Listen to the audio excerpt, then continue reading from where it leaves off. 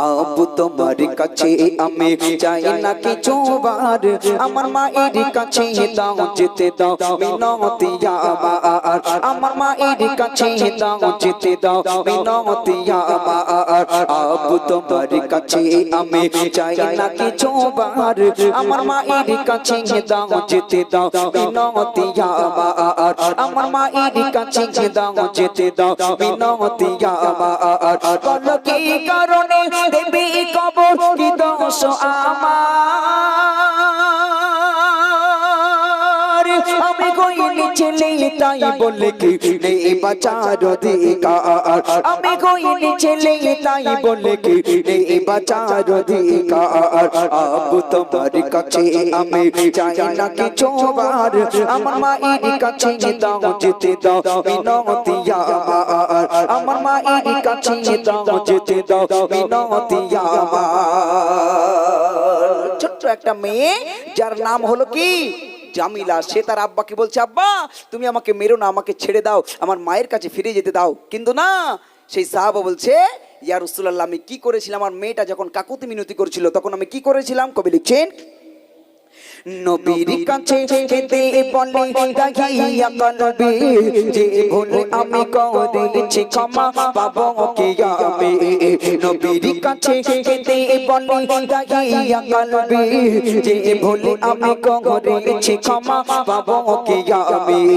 গর্ভবতী গর্ভবতী গর্ভবতী ছিল যখন আমার বিবি, তাই খুশি মনে বিদেশে গেলাম করতে আই পাতি, তাই খুশি মনে বিদেশে গেলাম করতে আই পাতি। কত আশা ছিল হবে ছেলে দেখা বসবা,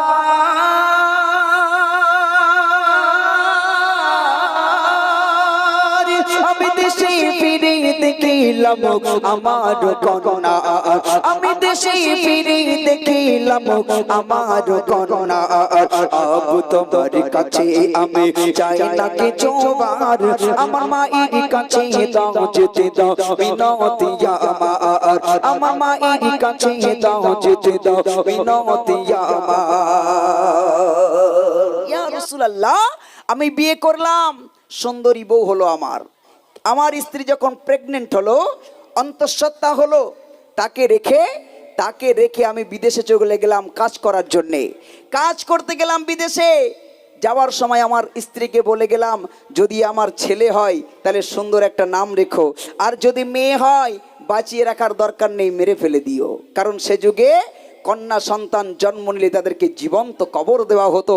যে যুগে নারীদের কোনো সম্মান ছিল না, আল্লাহ রসুলের আসার আগে নারীরা ছিল খেলনার পুতুল, যার যেমন টাকা সে নারী ক্রয় করত, খরিদ করত, কেনা বেচা করতো, তার শখ মিটে গেলে আবার সে নারীকে বিক্রি করে দিত টাকার প্রয়োজনে। আমার ভাইয়েরা, সেই যুগে আল্লাহ রসুল এসে বললেন মায়ের পায়ের তলায় সন্তানের বেহেশ। তারপরে দাইয়া কালবে বলছে ইয়া রাসূলুল্লাহ আমি 4 বছর পরে বাড়ি ফিরলাম, ফেরার সঙ্গে সঙ্গে আমার গ্রামের লোকজনেরা বলল দাহিয়া কালবি তোমার তো ছেলে হয় নাই, হয়েছে মেয়ে, এই মেয়েটাকে এখনো মেরে ফেলে দেয়নি, বাঁচিয়ে রেখেছে, যাও তাড়াতাড়ি করে মেয়েটাকে মেরে ফেলে দাও, যদি মেয়েটাকে মেরে না ফেলে দাও তোমাকে কিন্তু সমাজে রাখা হবে না, তোমাকে সমাজ থেকে বহিষ্কার করা হবে। ইয়া রাসূলুল্লাহ আমি বাড়িতে গেলাম, আমার স্ত্রী দেখিয়ে দিল ওটা তোমার আব্বু।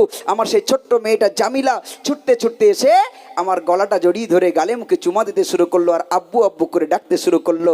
আমার তখন রাগ হচ্ছিল, আর ভাবছিলাম মেয়েটাকে মেরে ফেলে দেওয়া যায় কেমন করে। তারপর মাথায় একটা বুদ্ধি এলো, কি বুদ্ধি? কবি ছন্দের মাধ্যমে লিখছে, শুনুন।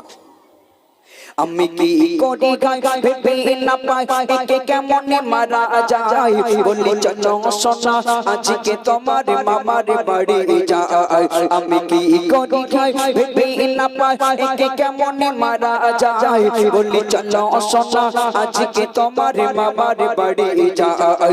নতুন জামা পরে মেয়ের খুশির সীমা নাই, নতুন জামা পরে মেয়ের খুশির সীমা নাই, সেই মরুভূমির উপর দিয়ে খুশিতে দৌড়ায়, সেই মরুভূমির উপর দিয়ে খুশিতে দৌড়ায়, সে কিছু পরে পানির তরে করে হাহাকার,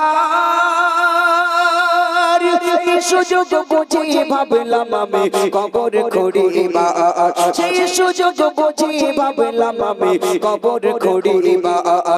আব্বু তোমার কাছে আমি চাই না কিছু আর, আমার মায়ের কাছে দাও যেতে দাও মিনতি আমার, আমার মায়ের কাছে দাও যেতে দাও মিনতি আমার।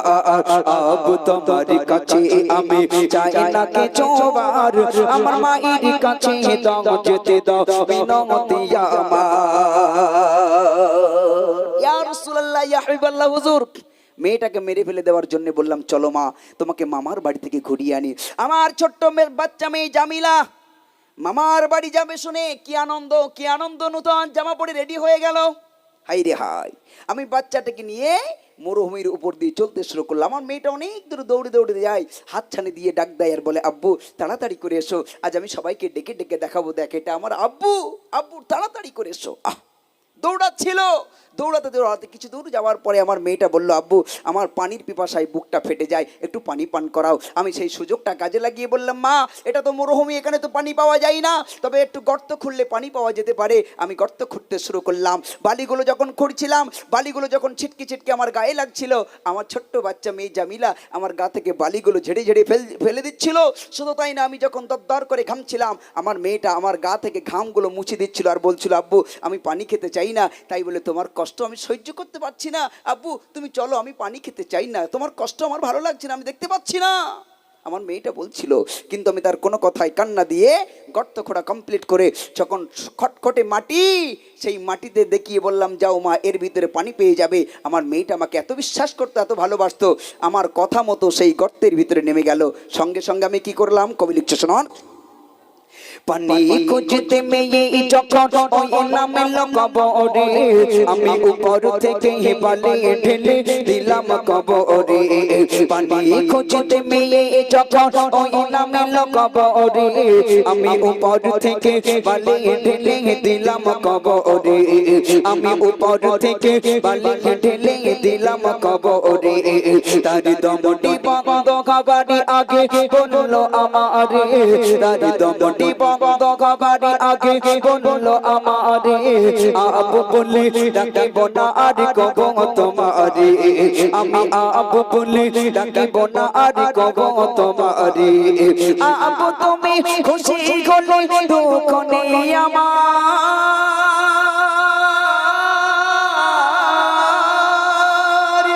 আব্বু তুমি খুশি হলে দুঃখ নেই আমার, শুধু একটি বাড়ির জন্য মাকে দেখতে দাও আমার, শুধু একটি বাড়ির জন্য মাকে দেখতে দাও আমার।